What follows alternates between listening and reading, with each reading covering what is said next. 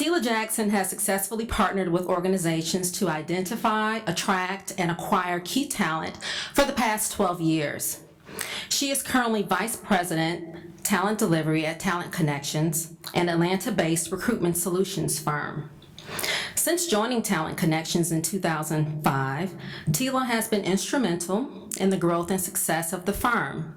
She's played a key role in acquiring global, multifunctional talent for organizations such as Coca-Cola, Turner Broadcasting System, American Cancer Society, Kimberly-Clark, and ADP, just to name a few. Teela is a member of SHRM National and has been an active volunteer leader in the local SHRM Atlanta chapter for over 10 years, where she is currently serving as board member and president-elect. History making, Teela will be the youngest and the first African-American female president of SHRM Atlanta when she begins her term in January 2014.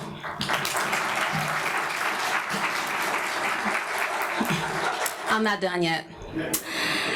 She's got a lot of great things on this bio. She's been awarded the SHRM Atlanta Presidential Leadership Award for 3 years in a row and was awarded the 2010 SHRM Georgia State Council Volunteer of the Year Georgia Peach Award.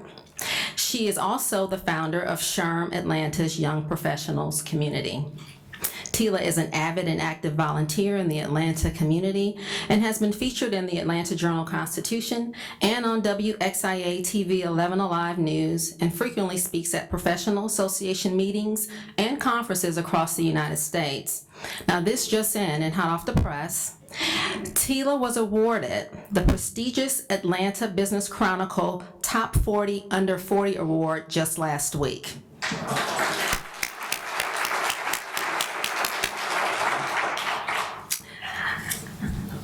Teela earned a Master of Business Administration and Management from Mercer University in Atlanta and a Bachelor of Science degree in Human Resources from the University of Tennessee at Martin.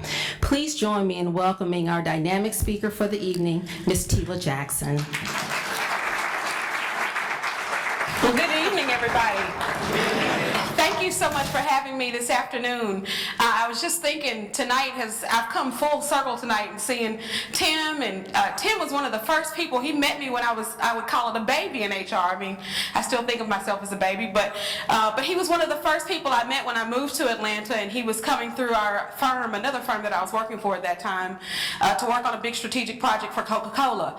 So it's great to see him again. It's always great to see him around and to hear his story again. He's been so influential in the community here and has done so many great things. So I'm glad to be here. And then Valerie, when I received her invitation to speak tonight, I couldn't say no. Valerie is somebody who is just fantastic. If you don't know her, I did ask her not to read my bio and to talk about herself because she has a lot to share.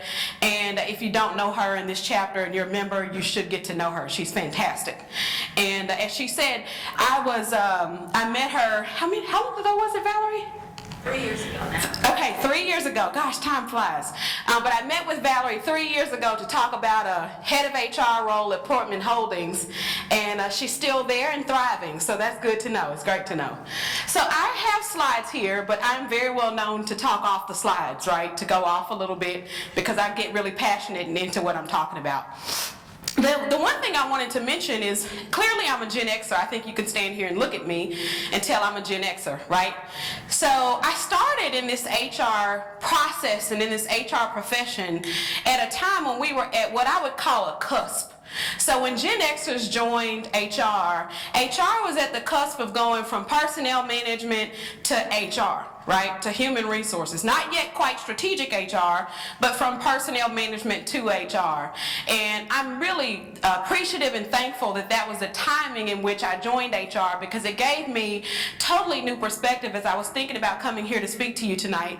I was thinking about the perspective that I have coming from an HR group where the only positions in the HR group were payroll and benefits, and there was a director of HR who basically did everything else, and then there was an assistant who was the assistant to the director. That was it. That was all of HR when I joined my first HR department in Cigna Healthcare many years ago. And now to see it really morph and form into something greater, bigger, larger, having more of an impact, it's fantastic and phenomenal. And for me to be able to watch that growth, and other Gen Xers in the audience, I'm sure you've seen that growth too. If you've joined HR, right out of college, then you've seen us grow tremendously already. But we still have more work to do, right? Do you often feel like you're sitting there, you're in your job, you're in your role, and you're thinking, gosh, I know I could be doing more? There's more impact we could have as HR in this organization. Well, I thought that too, but I work for a small company. I'm not ashamed to say that. I'm actually very proud of that. And part of my thoughts when I looked at the fact that, hey, I'm working for a small company, I want to contribute at a greater level. How can I do that? Many of you are asking yourselves the same question. Maybe you work in a larger company, and so you're really siloed in your role, and you feel like you don't have room to make a big impact. The real thing you need to think about is, how can I make an impact? Not necessarily how do you do it inside of this company, right? You don't have to stay confined in the walls of your organizations, but you can contribute to the profession outside of your organization in conjunction with, right, what you're doing as a leader in your organization, or as an analyst in your organization, or as a generalist in your organization. You can think about how to do it. Many people, unfortunately, are stifled in their thinking, and they think, you know what? I really can't contribute here. These people don't want strategic HR. Have you ever thought that? Yeah. They don't know what strategic HR is. I could change this whole thing around if they just make me VP of HR, right?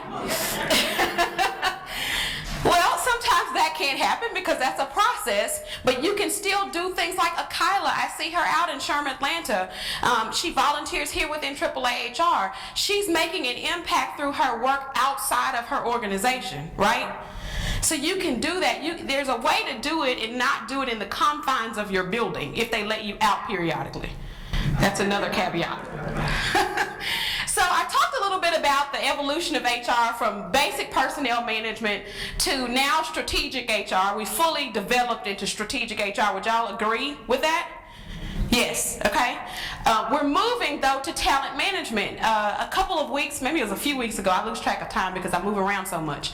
But a few weeks ago, I had the privilege of introducing Shan Cooper at the Sherman, Atlanta meeting. And Shan Cooper is, I don't know her formal title, but I will call her General Manager of Lockheed Martin. She's basically the number one person, not basically, she is the number one person inside of Lockheed Martin Marietta, in the Marietta facility. She is the top dog, right? And when I heard her speak and talk about HR, she talked about HR from a talent perspective, technology perspective. She, as a business leader, did not talk about how many positions they needed to recruit that year.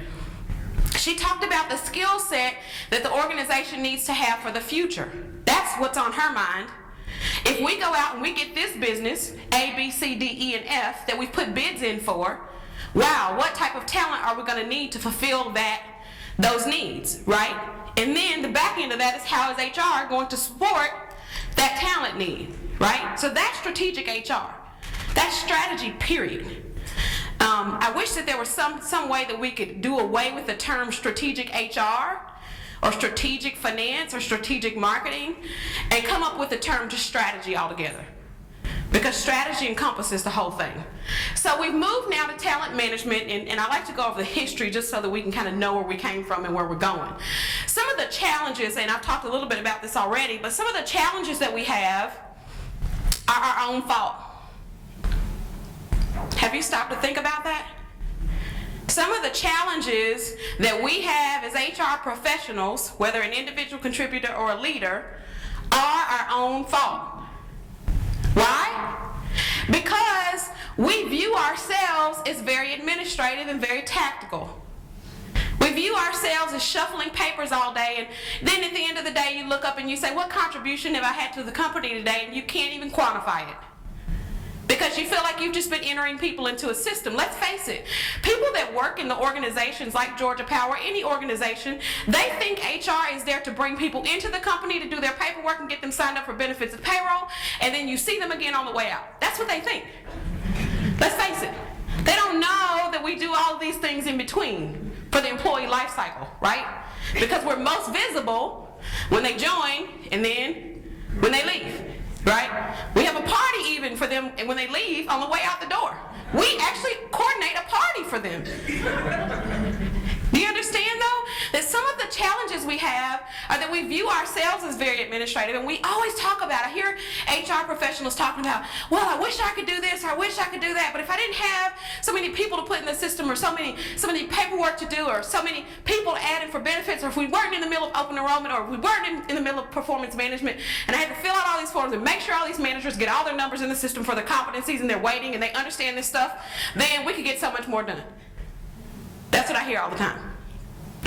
But just like people like Tom Darrow, who's the principal and founder of our firm, who Tim mentioned earlier, we step outside of our jobs. We spend time outside of what we do to make an impact in our community, to think bigger. Sometimes you can't think bigger when you're in the middle of all this that's going on. You have to step away from it. You have to tell your husband, like I do sometimes, babe, I need to go to Starbucks tonight and just think a little bit. You're fine, don't worry, I'm not thinking about the marriage, I'm thinking about work stuff. Okay? I mean, he knows I'm a geek and I love this profession. He gets that. So he knows that I need time away sometimes to just to go get my thoughts together and think about things that I can do to impact our profession, not only locally but nationally. Right? To get your goals together. What happened to those? The goals we had for ourselves that somehow we lost in the middle of all the transactional work we're doing. You got to keep those at the forefront, and you have to do that for yourself. You cannot allow a company to control your destiny. You cannot say, well, this company doesn't really like it when people go out to these meetings, or my company, I work all the time, and I have a kid, and I've got this stuff at church. Well, guess what? I got that stuff too. But somehow I make time for it because it's a priority for me, right? We can't explain our value. It's hard for us to explain our value to a company. If somebody came up to you as an HR leader and said, hey, what's the value you bring to this company? Guess what? I got that question. In my first 2 weeks at Georgia Pacific as a senior recruiter in the packaging division, which is the hardest division to work in that company, the first question I got was, hey, so what's the value that talent acquisition brings to the company? And they didn't want me to spiel off some soft, euphoric terms. He really wanted to know. I remember it's Mike Raywinkle. I remember it like it was yesterday. And I remember being stopped dead in my tracks. Like, well, let me think through that. Let me think some more. Oh, I've got an answer for you. And I told him I'm a cost savings for you. You can either pay millions of dollars to do this another way, or you can have cost avoidance by having me here. He said, all right, how much? And I was like, you know what, I'm gonna have to get back to you on that. And I truly said that because I didn't know at the time. But I felt embarrassed. Thankfully, I had that experience working with really tough leaders who, when you walked in their door, like, they wouldn't even look at you until you could answer how many rolls of paper we produced that month, or what was our EBITDA. They literally ask you these sort of hazing questions when you went in their office, just so that you can then have the door open, or you could get out. You had a choice, answer the question or get out. And guess what? They were building leaders. They were building leaders in that organization, strategic leaders, not strategic HR leaders, but strategic leaders, strategic thinkers, more importantly. Then, this last picture, which is not really self-explanatory, points to, can we explain our impact to the bottom line of the company overall? If you feel like you can't do that today, I challenge you, and I'm not a preacher, I'm not a Baptist preacher, but I challenge you to go back and try to figure that out. What is my role's impact? My singular position inside of the company, what is its impact to the organization's bottom line?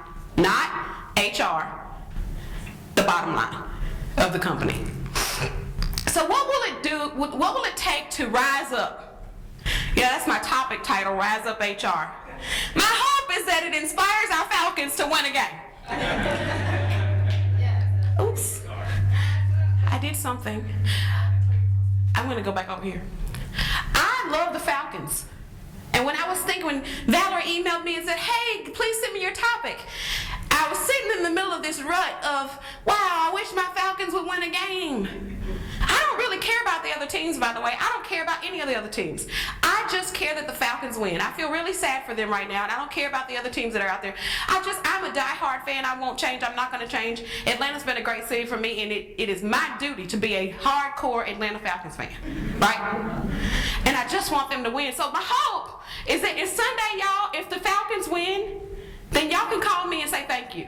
Okay? Because I've inspired them through this topic to win. So HR of the future, what does it look like? Beyond what's on this screen, what do y'all think it looks like? And I'm literally asking a question. Beyond what's up here, what do you think? Anybody? Want to take a stab? Yes. I think it has to incorporate leaders who have a learning agility, like ability to learn and respond quickly and be adaptable to the changing landscape as technology changes, globalization, all of those things. Fantastic answer. Are you a scholarship recipient? Yes, ma'am. Well, thank you very much. I think she was earned the scholarship. No, but she's right. She's right. You have to have that learning agility. You have to be flexible. We have to become more financially savvy. That's one thing that when my undergraduate degree is in HR, and I was the first to go through my school's HR program, my college's HR program. Brand new program. They got like 6 of us together and said, hey, you guys have expressed an interest in HR. Do you want to come start this program? Sure, I'm in.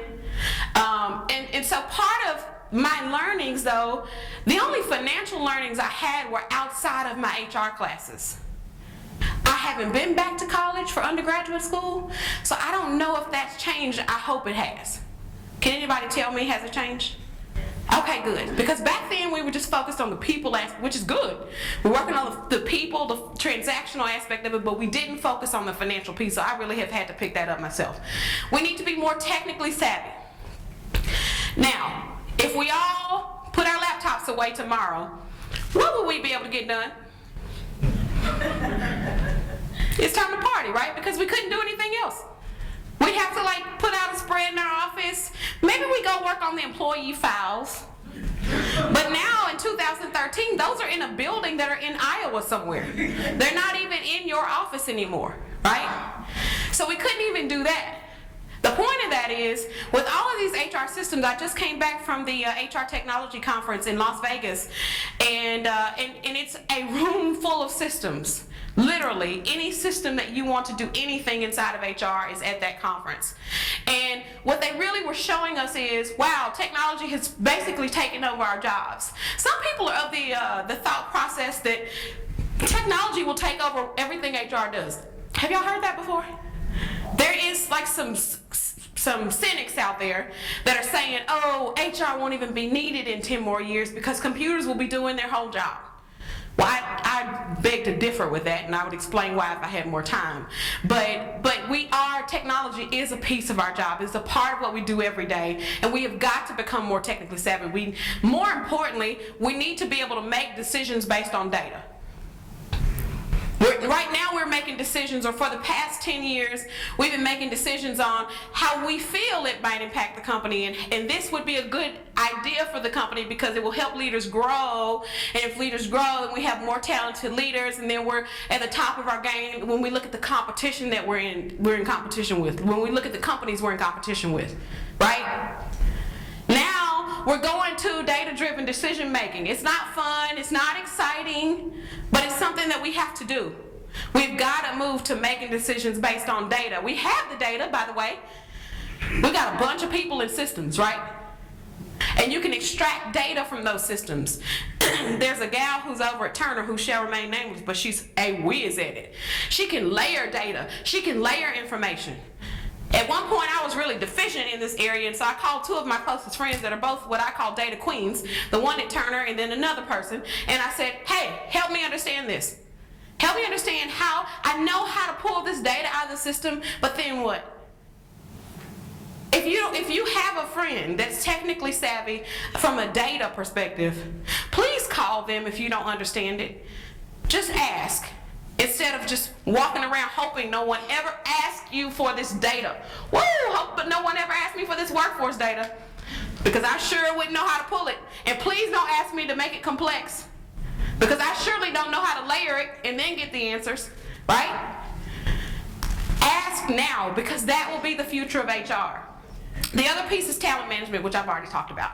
So, on the left-hand side of this screen is HR today, right? HR today is very tactical, very operational. It's getting people in the system, it's updating the system, it's benefits enrollment, performance management, it's recruiting, it's getting people on board, it's a process, right? Tom, who I spoke about earlier, who's in the room, he always says, don't let the process get in the way of progress. Well, that's what we're doing right now. We're letting a process get in the way of progress. So we can't progress as HR leaders and professionals because we're so doggone deep in the process. Well, hey Sally, I'm calling you because I saw that you skipped part 2 and part 2A of the process. We can't become that person in companies. You can't allow yourself to get that deep into the details and to the tactics that you're wasting managers' times by calling them to say, I'm sorry, but I'm calling you because you missed 2 and 2A. And it's something you could easily do to fix it. And then talk to them about it later so they don't do it next time, right? But no, we've gotten in this mode of HR is the mothership. We're gonna call you out on missing that process. Don't do that. Don't get mired deep into the details in the process that you become process police. Oh gosh, Valerie just gave me my 5 minutes left. Okay, so the right, y'all get it. It's strategic HR. We really are moving to strategic HR. That's where everything is going, where people need to not be strategic, right? I think this whole strategic thing is taking a life of its own. We need to be strategic thinkers. You can be a strategic thinker and think about the company overall in your singular HR role. Not strategic HR, but strategic thinkers in general. And if we become more strategic thinkers and we sit back, I often have to do this to folks that work on my Sherman Atlanta volunteer leadership team. They laugh at me because I tell them, whoa, can we back up a little bit and start at the top? Because you've lost me because you're way down here in these details. And I don't have the big picture. I need the big picture in order to understand the details. And they say, okay, well, this is how it happened. And I get the story. We all need the story. We all need the big picture in order to then be able to contribute in our day-to-day jobs. This I'll go through really quick because I want to get to this last part that I've got to focus on. In-house HR departments, I know this is not what y'all want to see, but they will shrink over time. Does that mean HR is going away? No. That means that many of the jobs, people that will come into our profession in the next 5 to 10 years will come in through vendor companies, benefits outsourcing companies, payroll outsourcing companies. They'll start in HR in vendor companies and then move inside of the company when they become strategic thinkers, because HR is moving more strategic. There's nothing wrong with doing that, by the way. It is all a means to an end. Some people say, oh, if you start out with this vendor, then you're not gonna what? Well, guess what? People that I place in organizations, my clients are happy to see the people started out with the vendor because they realize that they understand the process from looking at several companies versus just one company for the last 10 or 15 or 20 years. They value that experience when they come in from the vendor and working on the vendor side inside of the organization because they can bring all of that expertise in. HR will become more plug and play. So if we have a project where we need to do an HR audit, or we need to do a performance management plan or succession planning project, those people will be brought in from outside of the organization. They will be brought in to do a project and then they will go on about their business. It's plug and play. Generalists will still be there, benefits folks will still be there, the key individuals will still be there, but we will bring in more outside professionals to take on certain projects and then walk away, right? Innovation is key. The other thing I want to focus on is this. So I did want to focus on 3 what I call HR game changers. One's already been mentioned today and one I mentioned earlier. And they are in a specific order because I feel like they need to be. So one on the left here, to everybody's left, is Yvonne Yancey, and she is the Commissioner of HR for the City of Atlanta. Some of you guys work for her in the room. I know that because I know you and I know her. But if Yvonne was brought into the City of Atlanta to help elevate HR from being purely a transactional and paper-pushing focused department to being a strategic contributor inside of the organization. She's well on her way of doing that. Part of what she's done is bring in people from outside organizations, from outside for-profit corporations to bring their expertise inside of the city of Atlanta. She's doing a fabulous job. She serves with me on the board of Sherm Atlanta, and she's an amazing person. If you have an opportunity to meet her in passing, because she literally moves at 1,000 miles an hour like this, you can hardly ever catch her. You can attest to that, right, Joseph? Yeah. Joseph works on her team. In the middle here is Mike Johnson, who Eileen already mentioned earlier today. Mike has been a longtime contributor to NAAA HR. He actually spoke at our Sherm Atlanta Strategic HR function. I've known him for many, many years. And he's just a great guy.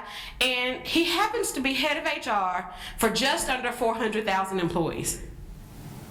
I would call that strategic, right? And in a head of HR role for that size organization, it's not just HR. The other good thing to know about Mike, the best part, is he didn't like seek out to be head of HR for UPS. He started out driving a truck, and he happened to grow. So the point of that is, he started out driving a truck, but at some point, he saw a brighter future, and he saw a bigger picture, and he went after it. And he is the type of guy that if you know him personally, you know he went after it. There was no mistake that he ended up in the position that he's in. At some point in that career at UPS, he stopped and said, you know what? I'm going to go do that. I'm going to be that person. And he went after it, right? But he didn't start off that way. And then last but not least is Shane Cooper, who I mentioned earlier, who's the general manager for Lockheed Martin in Marietta. She spoke at our Sherm Atlanta meeting last month, and she grew out of HR into an operations role, similar to what Eileen was mentioning earlier about Rock Anderson, who moved from HR into an operations role, and I know him too. Shane Cooper is one of the most influential leaders in this town today. I firmly believe that it's through exposure to business leaders in your company. Thankfully, when I went to work for Georgia Pacific, I was immediately set up to meet with like 4 or 5 business leaders, and that's the way I learned the business, and also by listening. Another thing that I'm very grateful for, sometimes I wasn't because they were screaming, but my office at Georgia Pacific was right next to our division controller's office. And so I learned a lot because he was a really loud talker. And he talked on his speakerphone all the time.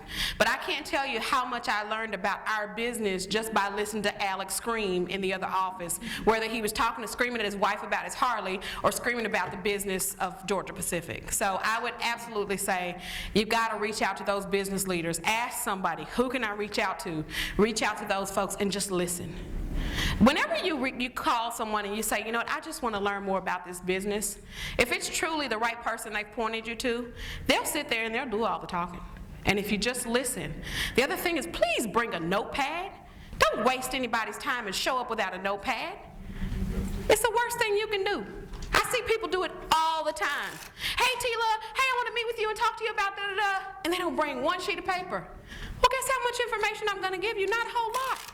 Because you clearly don't care about what I'm about to share if you didn't bring a notepad to write it down.